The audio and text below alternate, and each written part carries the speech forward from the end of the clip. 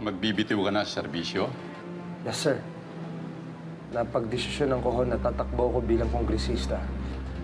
Kung naiba lang ang rason mo, hindi kita papayagan, Lieutenant Garcia. Pero ngayong alam ko na patuloy ka pa rin pala magsisilbi sa bayan. Sige, maasahan mo sa porta ko. Salamat, sir. Good luck, Lieutenant Garcia.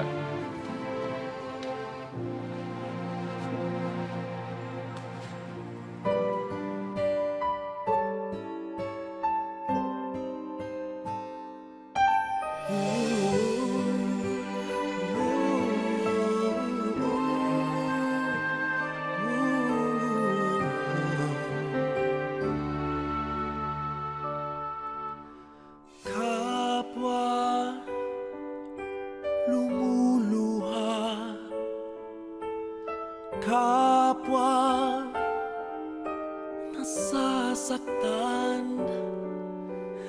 Bakit tinitikis pa rin ang isa't isa? Lagi na lamang bang ganito ang buhay natin?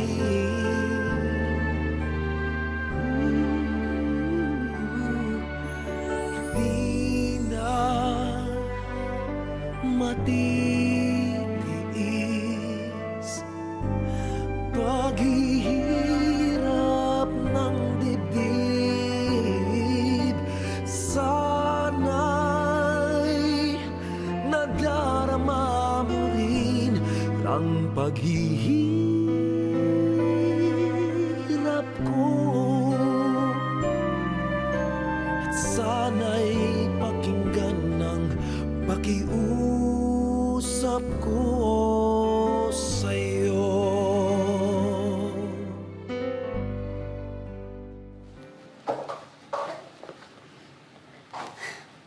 Bakit naman nag-iimpake na kayo? Sino bang nagpapalaya sa inyo? Nahiya na po kasi kami kay Dave. Kaya naman namin bumukod eh. Tsaka ligtas naman siguro pag lumipat na kami ng bahay. Alam mo, Audrey, I know pinaprocess pa yung annulment niyo ni Dave, pero hindi ka ba naghihinayang? Ayaw mo bang mabilang sa mga congressional spouses of the Philippines? Siya nga pala, balita ko, nagpapakabait daw ang daddy mo sa loob ng kulungan. Umaasa ng parol. Alam mo, salita lang yun eh. Kasi most of the time, maraming taon ang binibilang. Panalangin na lang natin na manalo si Dave. Matinik talaga magtago si Ramon. I've checked with their contacts sa airport at sa pier. Mukhang hindi pa nakalabas ng bansa si Ramon. Kung ganun, nasaan siya? He's getting on my nerves. I want you to find out what he's doing. Do something, Paul. Ano naman ang kinalaman ng pagkapanalo ni Dave sa parol ng papa ni Audrey? Malaki! He can pull strings sa mga magiging connections niya. Kaya, kung ako ikaw, Audrey, ipapagpaliban ko muna ang annulment nyo para naman hindi masira ang reputation ng anak ko. Kasi kapag nanalo siya, kayo rin naman ang makikinabang. Susuportahan ko naman po si Dave eh. Dahil naniniwala ako na kaya niya maging mabuting congressman. At hindi ko naman kayang gamitin yung anak niyo para mapalaya lang yung papa ko. Talaga? That is so noble of you, Audrey. Pero alam mo, sayang talaga kung iiwan mo si Dave. Because you will make a really good congressional spouse.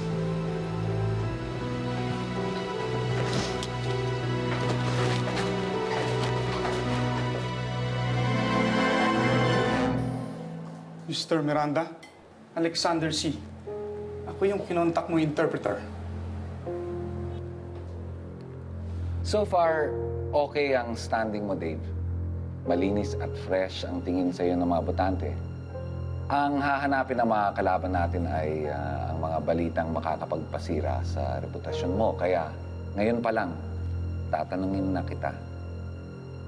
May tinatago ka ba? Mr. Miranda, I speak Filipino, English, Hokkien, Mandarin, Cantonese. Ilan taon ka na dito sa Hong Kong? 14 years na, sir.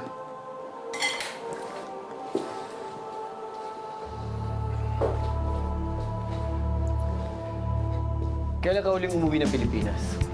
14 years na din, sir. Dito na nag-migrate ang family ko. Ang ibig mo sabihin, matagal ka nang walang contact sa Pilipinas. Wala na, sir.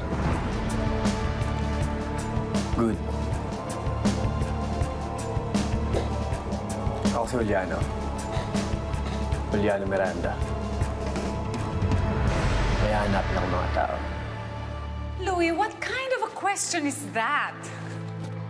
Of course, wala. Wala! Dapat lang maging safe tayo. Ano ba bang kinakatakot mo? Ang laki-laki ng funds na ibinigay ni Marlon para sa candidacy ni Dave. Believe me, handang-handa tayo for anything. What about Dave's ongoing annulment? Won't that tarnish his reputation? Annulment? How come ngayon ko lang nalaman tong annulment? Ay, hindi to po pwede. Ang gusto ng botante, family man.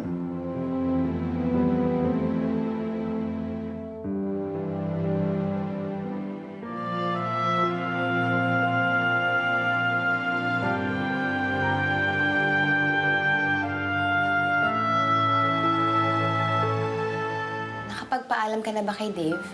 Eh, tita, marami kasi silang ginagawa ngayon eh. Tsaka sigurado ako pipigilan tayo ni Dave. Alam mo, Audrey, minsan naiisip ko yung sinabi ni Ingrid. Audrey, alam mo, tama, Ingrid.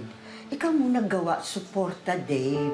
Para kung siya manalo, sa tagal ng panahon, siguro pwede siya tulong sa pardo ng aking Stanley. Lola, ayoko pong lumabas na ginagamit ko si Dave. Hindi yung tawag paggamit. Tawag sa ganun, pagtutulungan.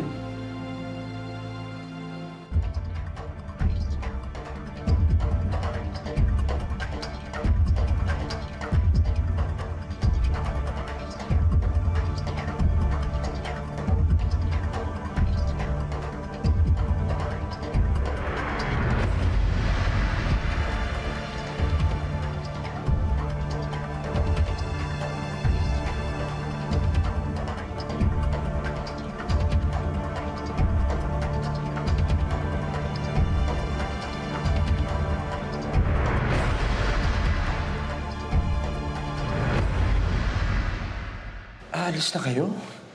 Hindi ba matagal na natin pinag-usapan to? Sobra-sobra na kasi Dave eh. Tsaka, busy kayo. Baka nakaka-istorbo lang kami dito sa inyo. Audrey, hindi. Of course not. Dave! Hindi ka istorbo sa amin dito. Dave! Ito na nga sinasabi ko eh. Bagsak! Bagsak ka sa lahat ng mga survey. Ayan, dumating na sa media ang mga balibalitang may nangyayaring annulment. Audrey, pwede ka bang magpakiusapan? Louie, wag mo na No, simulan. that's the only way, Dave, para matanggal tong masamang balitang to. And then, maghahanap tayo ng ibang paraan. Yun yung mangyayari. I'm just asking you to hold the annulment for a while. After that, let's organize a big church wedding. Pagka nanalo ka na, kahit 10 beses, magpa-annul kayo kung gusto ninyo. Louie, tama na. Tama na.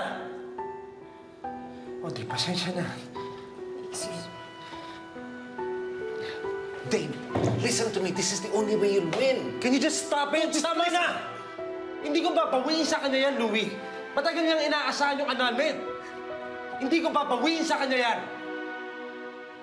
Kailangan nating gawin to para iangat ulit si Dave. Medyo lumayo siya sa loob ng mga botante dahil sa annulment na yan.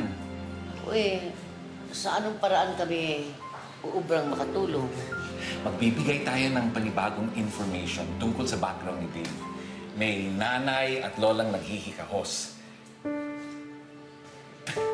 Para mapalapit siya sa mga masa. At Dave! Lina. Okay ba, Louie? Christian? Anak, naka-apekto pala yung annulment dun sa survey mo, no? Bumaba. Yun na nga akong problema na eh. Hindi namin alam kung paano nag-leak. Wala na kami magagawa. Andyan eh. Hindi ko naman pwede bawiin kay Audrey yun, siyempre.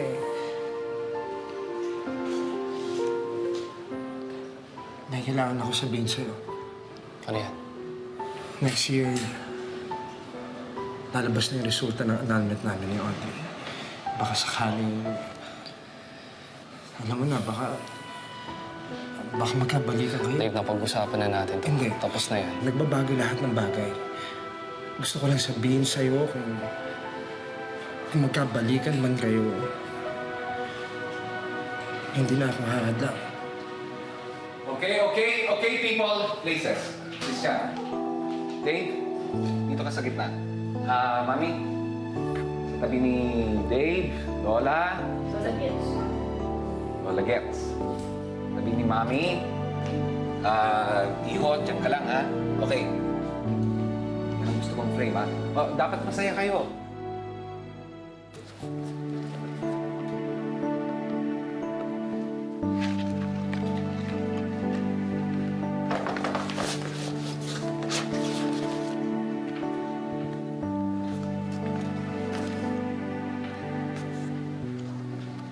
Masaya namin ni JR noon. Kahit sandali lang kami nagkasama, iba talaga yung naramdaman namin. Audrey, hindi ba si Dave yung first love mo? Minahal mo rin naman siya noon, di ba? Oo. Pero iba yung pagtingin ko kay JR eh. Tita, hindi naman mahirap mahalin si Dave. Pinakita niya sa akin na kaya niya maging matino at mabuting asawa sa akin. Marami rin naman siyang naitulong, hindi ba, si Dave? Kung nangangailangan tayo ng tulong, lagi siyang nakaalalay sa atin. Ngayon naman siyang nangangailangan ng tulong mo, Audrey. Pagkakait mo ba? Church wedding. Magpapakasal ulit ako kay Dave para matupad ang mga pangarap niya. Tita, hindi ba parang malaking kasalanan yun? I'm telling you, anak, ramdam na ramdam ko na mukhang bibigay na si Audrey. Ika-cancel yung annulment. Naku, hindi lang yan. Baka pumayag pa sa church wedding. Oh, anak. Anak, you're supposed to be happy. Lahat ng nangyayari, pabor sa atin. Madali naman magpaikot ng tao. Correct. Oh, what's your problem? Excuse me. Anak, where are you going? Excuse me.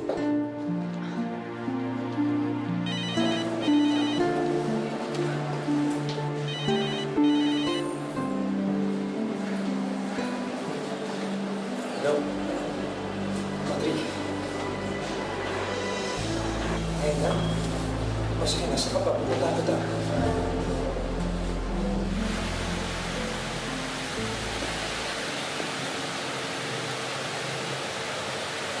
Audrey? Buti nakarating ka, Dave. Marami tayong dapat pag-usapan. Sige. Pero... bakit dito tayo mag-uusap? Gusto ko kasi maging totoo tayo sa isa't isa. Ayoko na magsinungaling sa'yo. Kinakabahan ako sa'yo eh. Ano pa pag-uusapan natin? Nung pinilit mo ako magpakasal sa'yo, akala ko bubuno na yung mundo ko. Akala ko wala nang magandang mangyayari sa buhay ko. Okay. Naibabalik ko lang ang panahon. Pero sa paglipas ng panahon, naghihilom pala ang mga sugat. Naiibsa ng sakit ng loob. Alam mo, tinimbang ko ang pagpilit mo sa akin. Laban sa lahat ng kabutihang pinakita mo sa pamilya ko. Pero mas matimbang ang lahat ng kabutihan mo, Dave. Inuring mo rin sila. Parang pamilya ko. Tinawagan ko na pala yung lawyer natin. Pinakancel ko na ang pag-file ng annulment para hindi na masira ang reputasyon mo. Audrey, hindi. Hindi mo naman kailangan gawin yun. Handa na ako magpakasal sa'yo. Sa simbahan. Seryoso ko ba? Sagrado ang kasal. Gusto ko, kapag lumalakad ako sa altar, alam kong ginagawa ko yun. Hindi dahil sa utang na loob ko sa'yo o pagsuporta ko sa kandidatura mo. Ginagawa ko yun dahil handa na ako.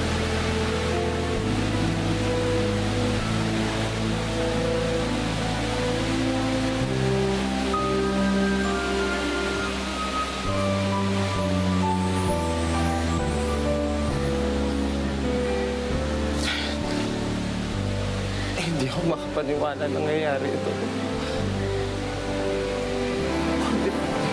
Hindi mo pagsisisihan to. Maraming salamat.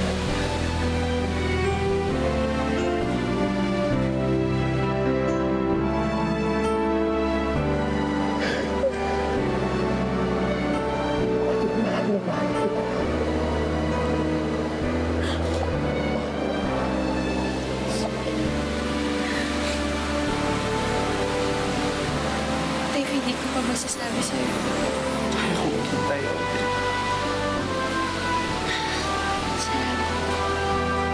Pagmamahal mo lang ang tanging hinahanap ko.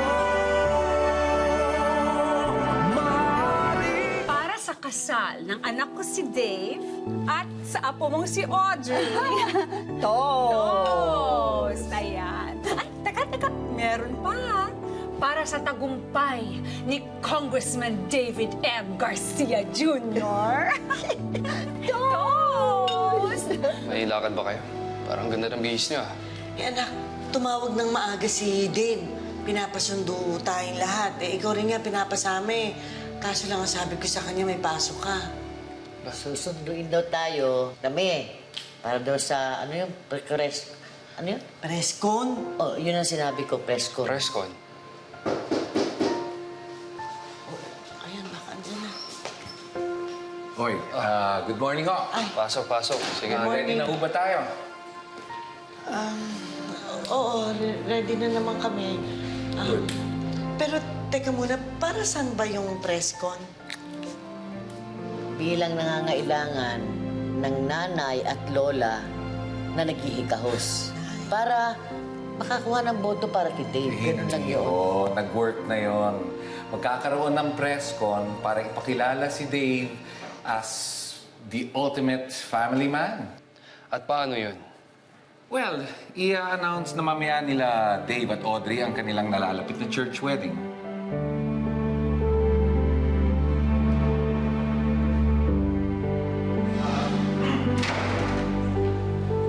Sorry to keep you waiting. May I introduce you to Dave's mother, Marlene, and Dave's grandmother, Lola Getz. Marlene, ikaw yung biological mother, di ba? From Olongapo? Yung dating... Pokpok? Oo, ako yun. Pero matagal na ako nakapagbagong buhay. Pwede lang sana makiisa. Sana huwag na lang natin ilabas yun kasi baka makasama para sa anak ko. Actually, hindi makakasira. Baka makatulong pa nga eh. Mamaya, one naman tayo for interview. Aspirational ang slant of features ko. Para saan bang briefing na ito, Louie? Malalaman ninyo in a while. Aba, eto na pala sila. Dave.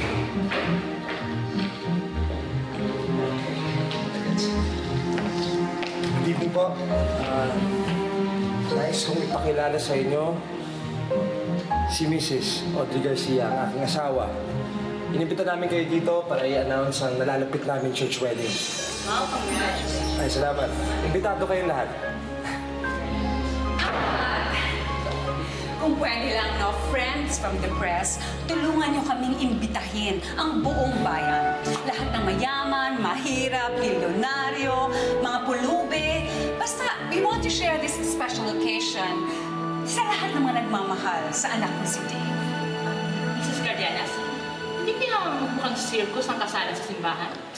Oo nga naman. Ang kasalan, di ba tahimik na okasyon yun? Baka mamaya magmukhang karnabal sa pistahan. Karnabal? Sa pistahan? My God, Marlene, that is like so... Perhaps you should start the picture taking, no? Kailangan namin yung mga picture para sa mga release. Ako, di ba, mauna kami ng anak ko kasi, you know, palagi nalang pinapakita nyo yung dukhang side ng family ni Dave. I think it's high time that people see the classy side of Dave's family. So, if you care to join us, come. Let's go to the garden. Let's go now.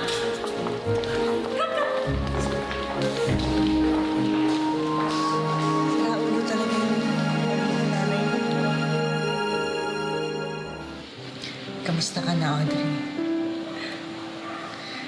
Alam mo, masaya ako kasi matutuloy na rin ang kasalan niya ni Dave.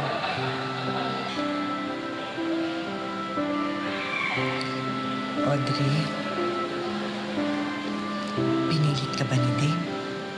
May mga kondisyones ba siya kaya ka napapayag na magpakasal sa kanya? Wala po, tita. Sarili ko pong desisyon to. Sigurado ka? Ginagawa ko po ito ng walang kapalit. Gusto ko rin naman pong tulungan si Dave kahit papaano eh. Sana nga, tuloy-tuloy na maging maayos ang pagsasama niyo. At saka sana, tuloy-tuloy na rin na pagtibayan ng kasalan nito, ang pagiging magkasawa niyo. Salamat po, tita. Hindi na tita ang tawag mo sa akin. Nanay na. Sige po.